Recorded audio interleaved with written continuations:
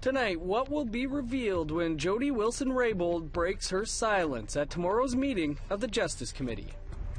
I think if you change things as a community and make it not acceptable, I think you're going to go far more ahead.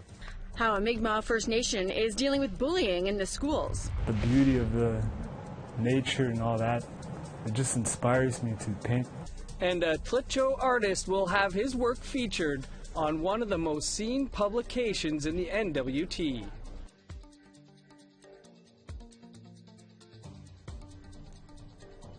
Good evening, I'm Dennis Ward. And I'm Melissa Ridgen. On Monday, we learned that Jody Wilson-Raybould had been invited to testify before the Justice Committee.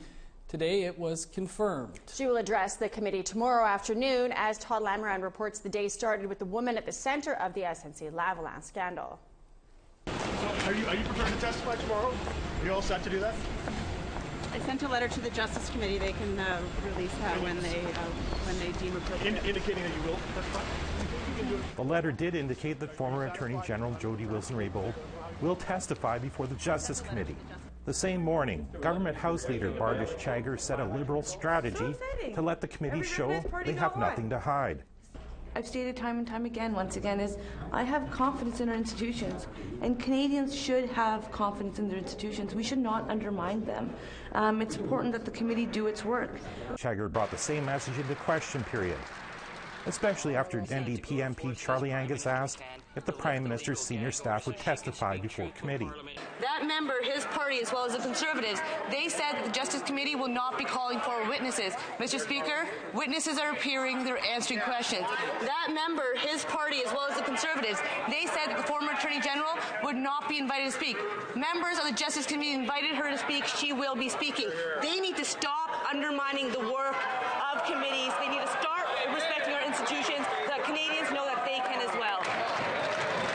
With Prime Minister Trudeau absent from the House, Chagger handled all the questions about SNC-Lavalin, something Conservative MP Lisa Raitt commented on, prompting the Speaker to intervene.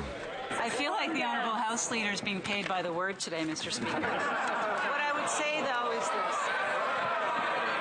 I have very few words on this matter. What I'd like to know, Mr. Speaker, is this. I'm sorry, I can't.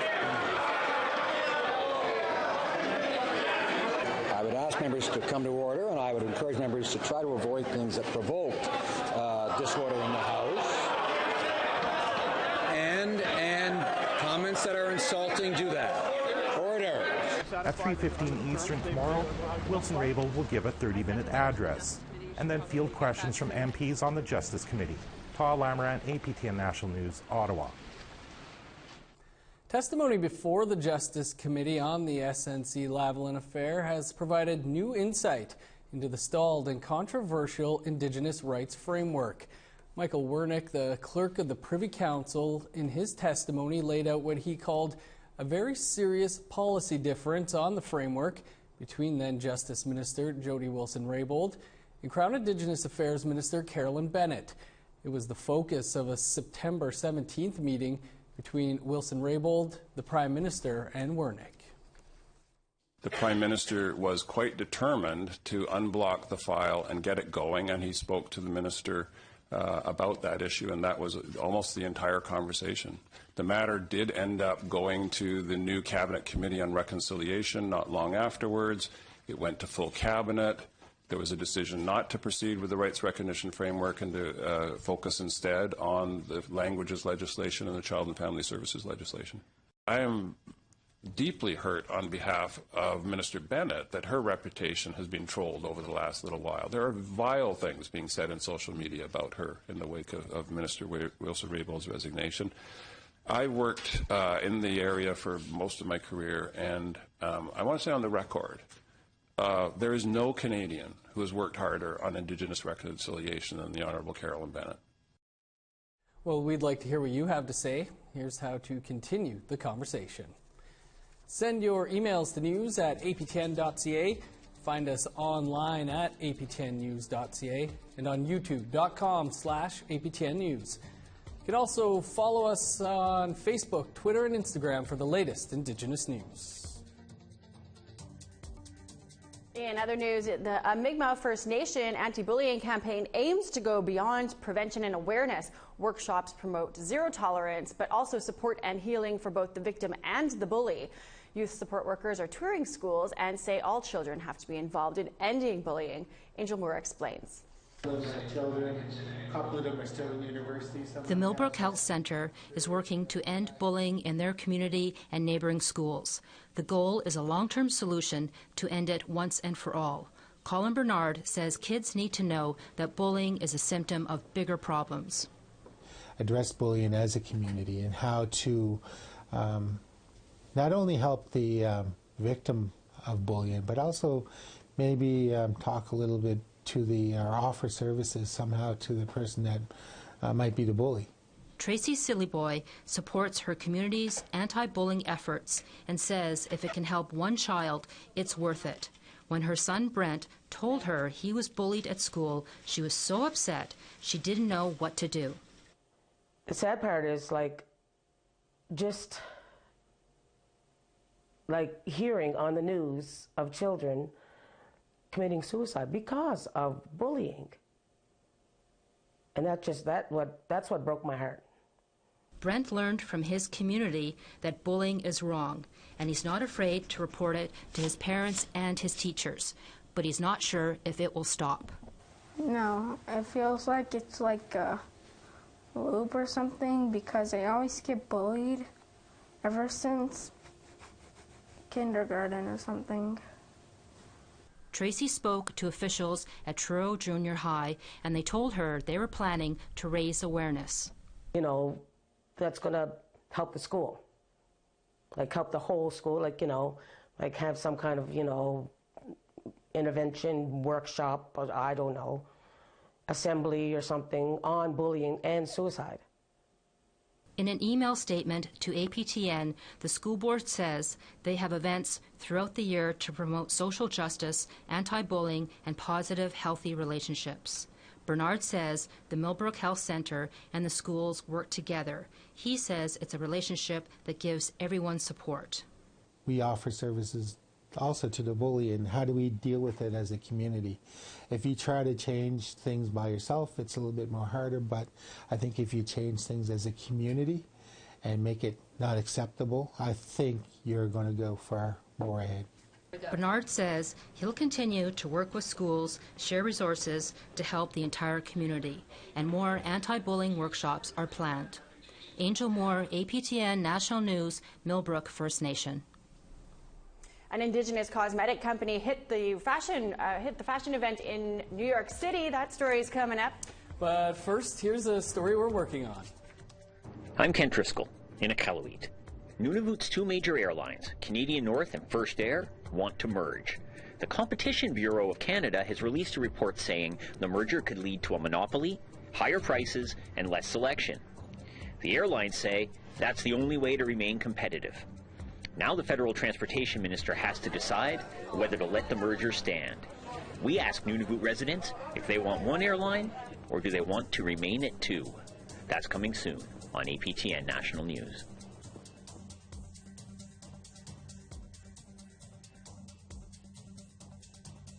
Starting off in the east, we've got -10 and sunshine in Fredericton, -2 and snow in St. John's. Nikshawak's in at -21 with clear skies, -18 in La Grande River. -14 and sunshine in Chibougamau, -13 and rain or snow in Montreal. Sarnia and London are in at -6 with snow, so is Toronto, -11 in the capital. -13 and sunshine in Sioux Lookout, -8 and sunny in Kapuskasing. -11s for Thompson and Norway House, -12 in God's Lake. -13 in Gimli and Winnipeg, and -10 sunshine in Dauphin. -8 and sunny in Swift Current, -10 for Regina and Estevan. -14s for Stony Rapids and Uranium City and snow up there, -10 and snow in Larange.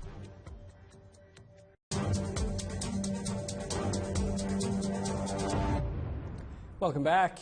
Even if no one noticed what he was doing, a Dene artist says he would still do what he loves most, creating art. Charlotte Moore Jacobs caught up with the painter whose work is about to be seen by customers of the Territories Phone Company. There is immense concentration that goes into his artwork.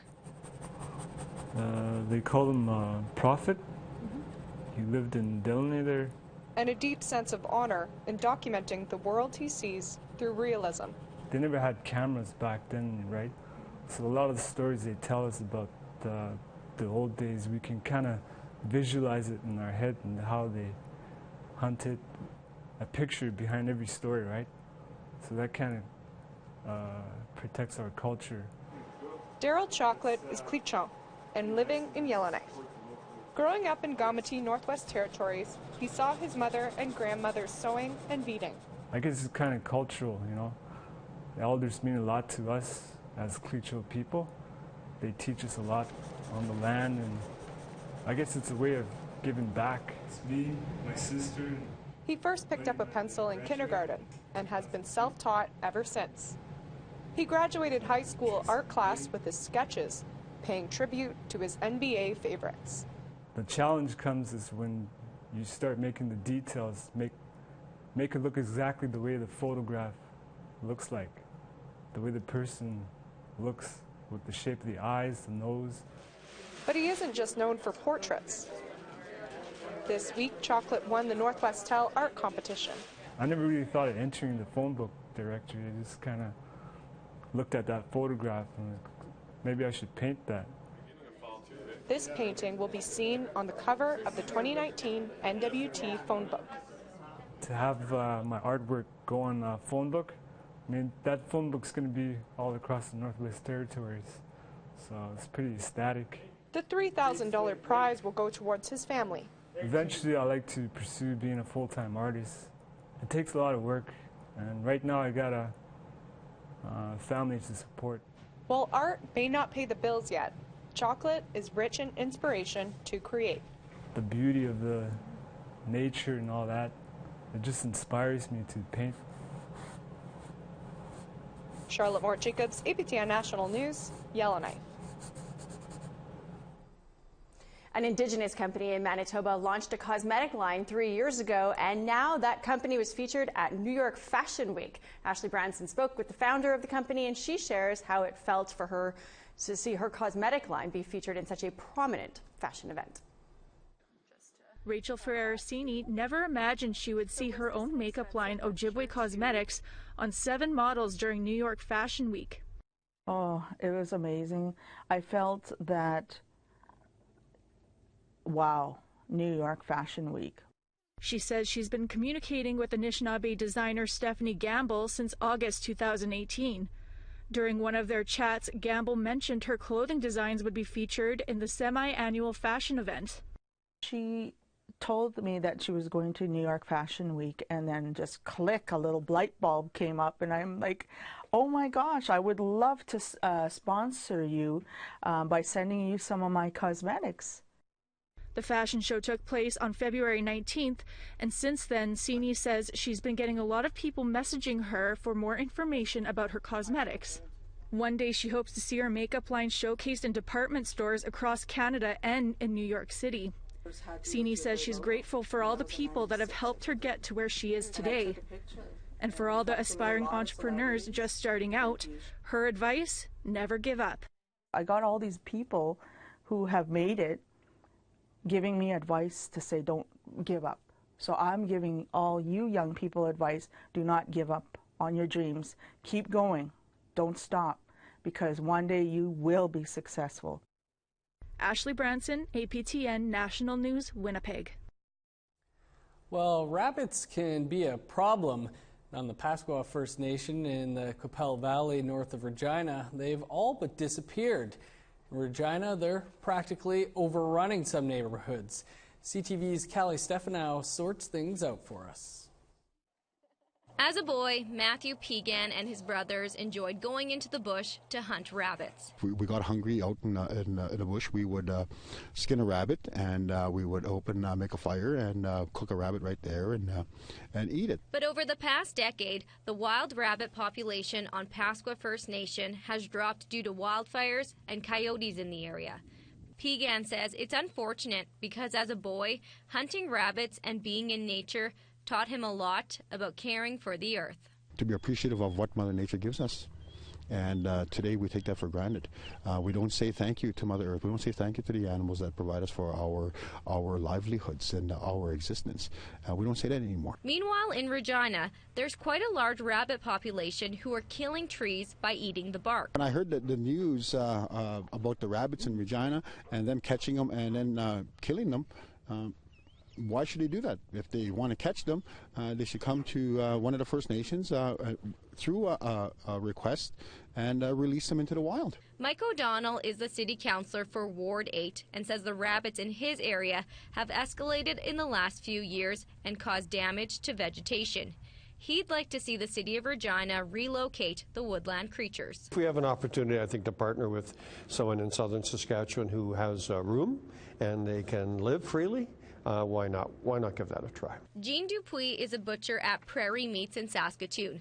His shop gets rabbits from Eastern Canada, but says for those interested in trying rabbit, you should. If you were to, on a blind taste test, eat poultry or Saskatchewan-raised chicken and or rabbit, you probably could not tell the difference. Really good when you cut off the legs and you fast fry them with the onions. CTV News reached out to the city of Regina to see if they would be interested in relocating some of the rabbits from the city out here into the Qu'Appelle Valley.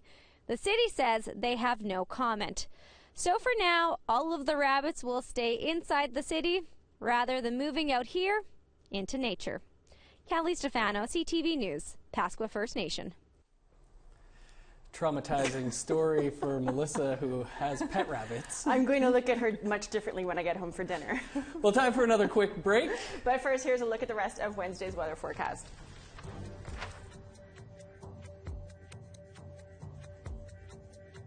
Off to northern Alberta.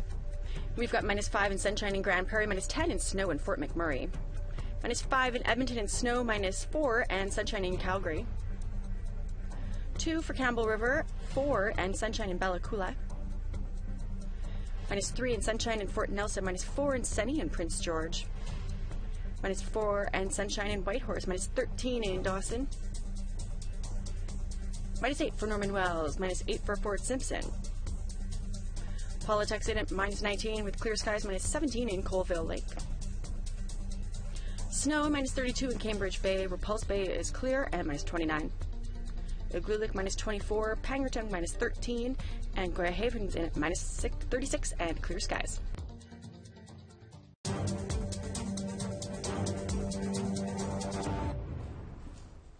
Welcome back to Australia now with a story from National Indigenous Television. Some longtime tenants living in state housing units have had the rug pulled out from under them. Alison Duncan has a deeply sentimental connection with her Toowoomba home of 12 years. Even her front garden tells a story. It's a shrine of remembrance to her nephew and son, who both passed away in this house. She says her son's memory still lingers. Like his room is still locked up, nothing's touched in his room, and his smell is still in there. And that's why I don't want to leave this little home. But now the 60-year-old, who battles with depression and anxiety, has been told to leave. If you do have to leave, where would you go? I don't know. It's one of 37 properties originally owned by an Aboriginal company. Now the dream of secure housing has come crashing down. Residents were told just before Christmas that their homes were to be auctioned and to vacate by May. Tyrone Pearce is facing eviction. He and his family have lived here since 1975. I'll leave a lot of memories here. My mum died here, you know, and there's a lot of other people out there who are going to, old people, you know, they're going to die with fretting for that home that they wanted to die in. Most families have lived in these homes for decades, but now they're being told to save for a home loan, enter the private rental market or join thousands of others on the social housing wait list. Residents say those options are unrealistic. So there's a risk that we'll see quite literally hundreds of Indigenous people in Toowoomba left without somewhere safe to live. We need the sale of these houses to stop. We need an investigation to go on. ASIC should immediately get involved in investigating this matter in conjunction with the Queensland Police, and because there seems to be sufficient circumstantial evidence to justify an investigation as to whether a fraud has been committed or whether it hasn't. Now the community is asking, how did this happen? The homes were originally owned by the Downs Aborigines and Islanders Company, set up in 1983. The company had a checkered history, but managed to keep a roof over many families' heads. By 2016, it was millions of dollars in debt. In April of that year, two directors, Michael McCarthy and Les Suey, signed off on the transfer of the properties to a new company, Downs Housing, which has a sole shareholder and non-Indigenous director, Jeffrey John Herning. There doesn't appear to have been, as there ordinarily would have been, an extraordinary general meeting or a special meeting to get a 75% majority, as the Corporations Act would ordinarily require. Tenants and members would not have went in that track. They would never have went in that track. They wouldn't have wanted to be owned by a private company. They would never want to be to a private company. James Boney, a former board member of the Downs Aborigines and Islanders Company, says there are serious questions about how the houses came to be owned by a private company. So do you know how these houses came to be owned by this new company called Downs Housing? Well, this is so disturbing is that no one knows. NITV sought answers from the sole director of Downs Housing, Jeffrey Herning, at his last known address, a $1.6 million home in Brisbane. This is Ella from NITV News, just wanting to speak to Jeff Herning about the Downs Housing Company. Like either no one's home or no one's wanting to talk to us at the moment. The Queensland Greens have called on the state government to step in and buy the homes. There is no room for delay. These people need urgent attention, and they need the state to step in and buy these properties as social housing stock so that they're not left without somewhere safe to live. But Queensland Housing Minister Mick de Brenny says rushing to buy the properties isn't the right move and doesn't take into account the individual needs of families. With time running out, residents are preparing to fight. I look at this as a modern-day massacre, and they use guns and bullets to remove them from their homes and homelands, whatever. They use pen and paper to remove them from their homes here. And praying for a solution. The Aboriginal homes, they shouldn't even be taken away from us. You know, we need justice. We need justice, really.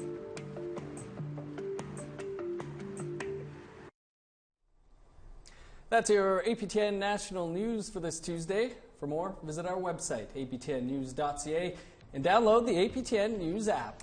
Be sure to tune in to In Focus tomorrow, live at 3 p.m. Eastern Time tomorrow. We're discussing the good and the bad when it comes to these new land acknowledgements. I'm Melissa Ridgen. Have a great night. And I'm Dennis Ward. Stick around for the Laughing Drum with Tim Fontaine. That's next. Have a great night. We'll see you back here tomorrow.